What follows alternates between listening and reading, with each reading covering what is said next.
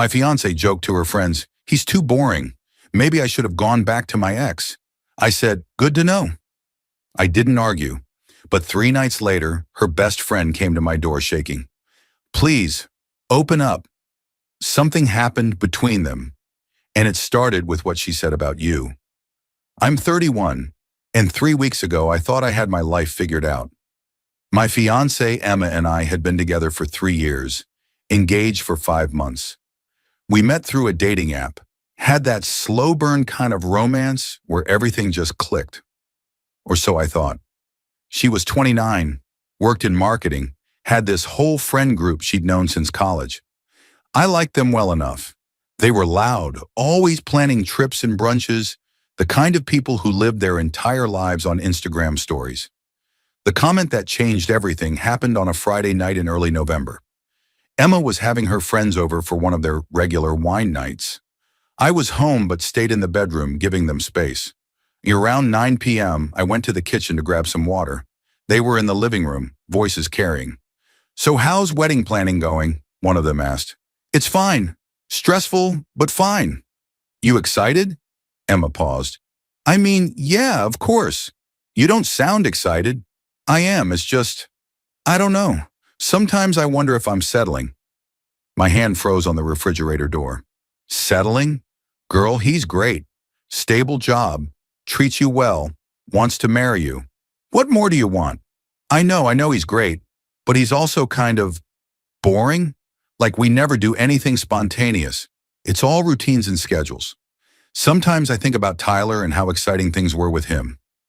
Tyler, her ex, the guy she dated for 2 years before me. The one she told me was toxic but passionate. Another friend chimed in. Tyler was exciting because he was a mess. You fought constantly. Yeah, but at least I felt something, you know? With him, everything was intense. With my fiancé, it's just comfortable, predictable. Comfortable is good. Maybe, or maybe I should have gone back to Tyler when he reached out last year. I stood there holding my water bottle, feeling like someone had punched me in the chest. She'd never mentioned Tyler reaching out, never mentioned having doubts. Just smiled and said yes when I proposed. Started planning a wedding while apparently wishing she was with someone else. I walked back to the bedroom. Didn't confront her. Didn't say anything. Just sat on the bed trying to process what I'd heard. Emma came in around 11 p.m. after her friends left.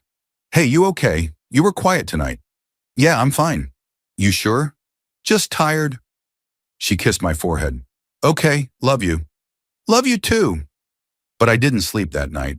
Just lay there staring at the ceiling, replaying her words over and over. The next morning I was up early making coffee when Emma came into the kitchen. "Morning. Morning. You're up early. Couldn't sleep. Everything okay?" I turned to face her. "I heard what you said last night." Her face went pale. "What?" "About me being boring. About wishing you'd gone back to Tyler." That was just girl talk. I didn't mean..." "Did Tyler really reach out last year?" She looked down. "Yes, but I didn't respond. I chose you." "You chose me? That's what this is? A choice you're not even sure about?" "That's not what I meant." "Then what did you mean, Emma? Explain to me how telling your friends you're settling and wondering if you should have gone back to your ex is anything other than exactly what it sounds like." "I was just venting. Everyone has doubts sometimes." "Doubts about what? About marrying me?" "About everything. Wedding planning is stressful, and I just needed to talk through my feelings. By telling your friends I'm boring and you wish you were with someone else." "I didn't say I wish I was with Tyler. You said maybe you should have gone back to him." "Same thing." She started crying. "I'm sorry, I didn't mean it. I was just overwhelmed and saying stupid things." "Good to know. What does that mean?" "It means I'm glad I know how you really feel. Please don't do this. Don't blow this out of proportion. I'm not doing anything. I'm just processing the fact that my fiancé apparently thinks I'm boring and has been thinking about her ex. I haven't been thinking about him. Emma, you literally said you wondered if you should have gone back to him when he reached out. That's thinking about him." She didn't have a response to that. Just stood there crying. I grabbed my keys. "I'm going out. I need space." "Where are you going?" "Does it matter?" I left. Drove to my friend Matt's place. Told him everything. Dude, that's rough. Yeah. What are you going to do? I don't know. Part of me wants to call off the wedding. Part of me thinks she's right that everyone has doubts. Everyone has doubts, but not everyone tells their friends they wish they'd gotten back with their ex. True. I stayed at Matt's for the rest of the day. Emma texted me several times. I didn't respond until evening. Emma, please come home. We need to talk. Me, I'll be back later. I got home around 9 p.m. Emma was on the couch, eyes red. Can we please talk about this? What's there to talk about? You said what you said. I was wrong. I was being stupid and insecure, and I said things I didn't mean. Did Tyler really reach out last year? Yes. What did he say? He said he missed me, that he'd changed, that we should try again. And you didn't think to mention this to me? Because it didn't matter. I didn't respond. But you thought about it. For like 5 seconds, then I blocked him. When did you unblock him? She froze. What? When did you unblock him, Emma? I didn't. I pulled out my phone, opened Instagram, showed her Tyler's profile. He's not blocked. I checked earlier. You're still following him. He's still following you. Okay, fine. I unblocked him a few months ago, but I haven't talked to him. Why would you unblock your ex who told you he wanted to get back together?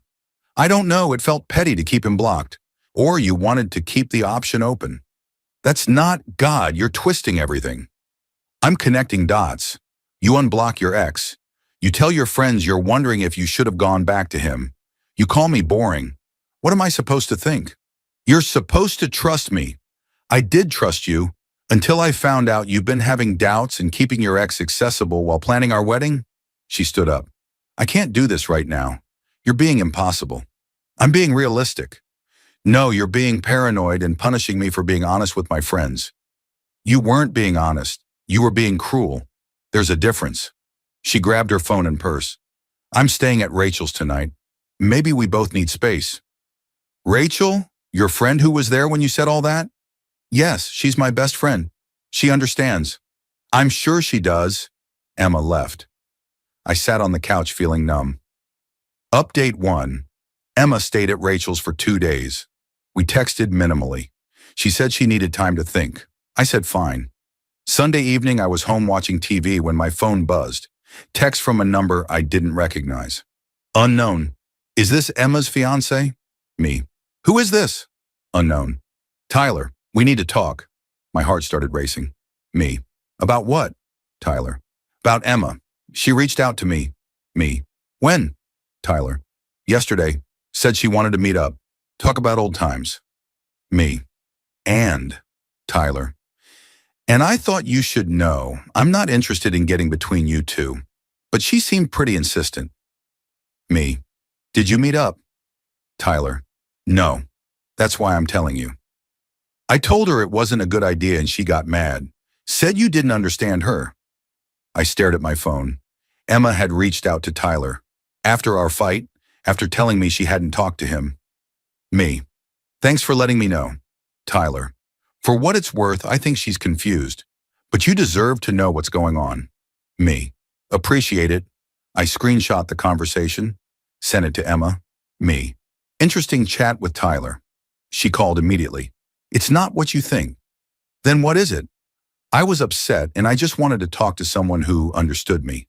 So you reached out to your ex, who you told me you hadn't talked to. I didn't talk to him. He rejected me. Oh, so you tried to talk to him. You tried to meet up with him. You just got turned down. I was emotional. I wasn't thinking clearly. Emma, we had a fight on Saturday morning. By Saturday night, you were reaching out to your ex. That's not being emotional. That's having a backup plan. That's not fair. You know what's not fair? Planning a wedding with someone who's keeping her ex on standby just in case. I'm not God. Why won't you listen to me? I am listening. I'm listening to your actions. You said I was boring. You said you wondered if you should have gone back to Tyler. Then the first time we fight, you reach out to him. What am I missing? She was crying again. I don't want to lose you. You already lost me. You just don't realize it yet. Please don't say that. I'm done, Emma. I can't marry someone who sees me as a safe option while pining for someone else. I'm not pining. You reached out to him yesterday because I was confused, and now I'm not. We're done. You can't just end it like this. Watch me. I hung up, blocked her number, sat on the couch feeling a weird mix of relief and devastation. Update 2. Monday I called our wedding venue and started the cancellation process. Lost the deposit, but I didn't care. Called my mom, told her what happened. She was supportive but sad. Said she'd help notify our side of the family. Tuesday morning I was at work when I got a call from an unknown number. Against my better judgment, I answered. Hello? Hi, this is Rachel, Emma's friend. I know who you are. Can we talk? In person? Why? Because something happened and you need to know about it. What happened? Not over the phone, please. Can you meet me for coffee after work? I should have said no, but curiosity got me. Fine, 6 p.m., the place on Main Street. Thank you. I spent the whole day wondering what could have happened that Emma's best friend needed to talk to me in person. 6 p.m. came. I got to the coffee shop. Rachel was already there, sitting in the corner booth. She looked terrible. Red eyes, no makeup, hair in a messy bun. I sat down. What's going on? She looked at me with this expression I couldn't read. Fear? Guilt? Emma's in the hospital. My heart dropped. What? Why? She and Tyler, they met up last night. I thought he said he didn't want to see her. He changed his mind, or she convinced him. I don't know. But they met up at his apartment. I felt sick. And things got out of hand. They were drinking. One thing led to another. Tyler's girlfriend came home unexpectedly and caught them together. Tyler has a girlfriend? Yeah, Emma didn't know. Or maybe she didn't care. But the girlfriend lost it. There was a physical fight. Emma got hurt. Police were called. It's a whole mess. I sat there trying to process. Is she okay? Physically, she'll be fine. Some bruises, a sprained wrist. But emotionally, she's a wreck. She's been calling me nonstop, asking me to get you to come to the hospital.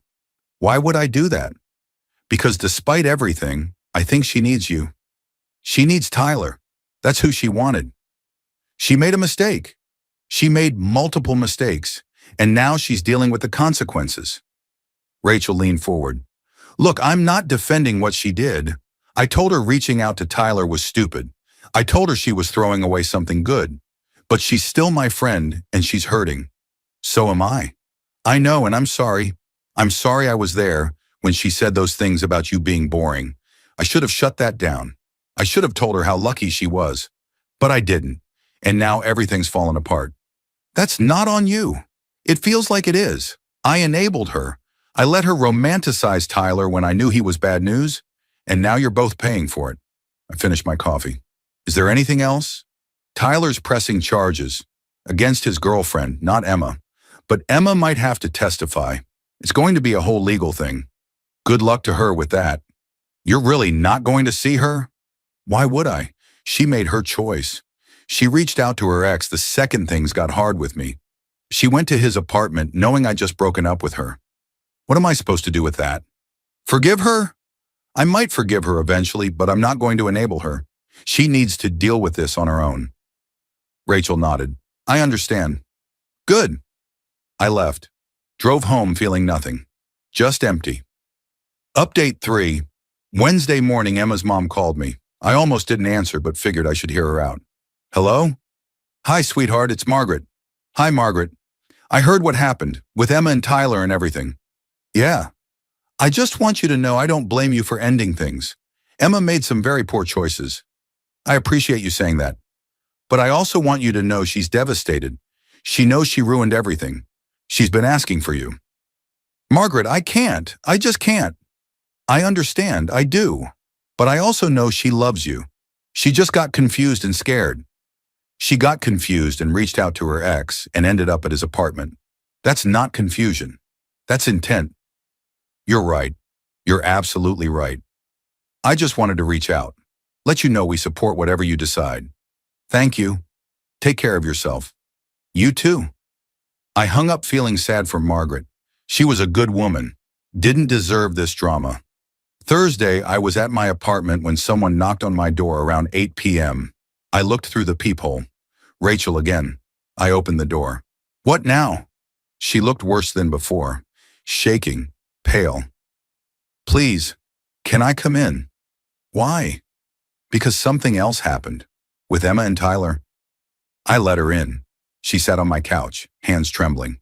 What happened? Tyler showed up at Emma's apartment last night. Why? I don't know. Emma said he wanted to talk.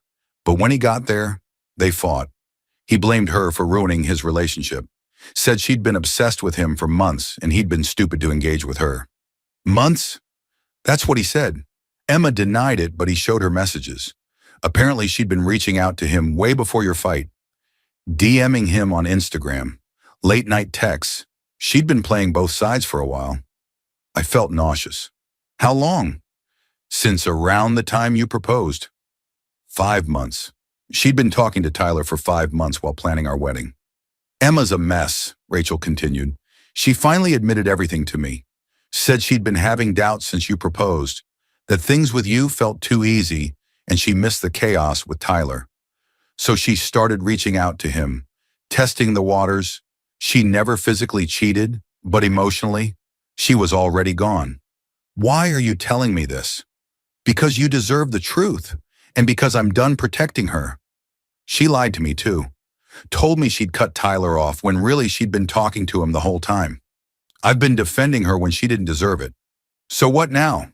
Now she's at my place crying and asking me to fix things with you. And I told her no. I told her she needs to face what she did and deal with the consequences. But I wanted you to know everything, so you could have closure. Thank you.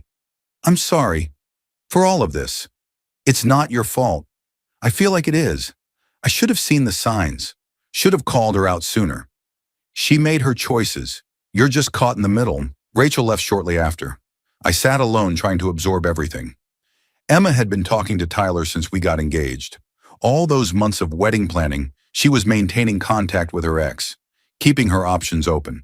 And I'd been completely clueless. Final update. It's been 6 weeks since everything fell apart. Emma tried reaching out multiple times through different numbers. I blocked them all. Her mom sent me a long email apologizing and explaining that Emma was getting therapy. I appreciated the update but didn't respond. Tyler and his girlfriend broke up. Heard through Rachel that he's moved to a different state. Emma's been staying with her parents, trying to put her life back together. Rachel and I actually became friends. We meet for coffee sometimes. She feels guilty about everything, even though I keep telling her it's not her fault. She's been a good friend through all this. Honest when I need honesty, supportive when I need support. I called off the wedding officially, sent out cancellation notices, got some money back from vendors, lost money on others. Didn't care. Worth every penny to not marry someone who saw me as boring and safe while fantasizing about chaos with her ex. My mom asked me last week if I regret anything. I told her no. I regret wasting 3 years, sure, but I don't regret how it ended.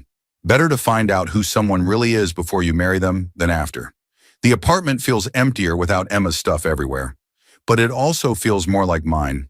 I've been doing things I want to do, reading more, picked up guitar again, actually enjoying the quiet and routine Emma found so boring. I saw her once last week. She was at the grocery store with her mom, made eye contact for a second. She looked like she wanted to say something. I turned and walked the other way. Not out of anger, just out of indifference. She's not my problem anymore. Rachel told me Emma's been dating someone new. Another exciting guy, apparently. Good for her. Hope she finds whatever it is she's looking for. Hope it's worth blowing up her life for. As for me, I'm okay. Better than okay, actually. I thought losing her would break me, but mostly I just feel relieved. Relieved I don't have to wonder anymore if I'm enough. Relieved I'm not married to someone who needs chaos to feel alive. Relieved I trusted my gut when I heard that conversation instead of ignoring it. Someone asked me if I'd take her back if she came begging. Answer's no, not because I hate her, but because I know now that I deserve someone who thinks routines and stability are gifts, not burdens. Someone who doesn't need drama to feel passion. Someone who chooses me every day, not just when their backup plan falls through. Emma wanted excitement. She got it. and it cost her everything stable she had. That's not my problem to fix.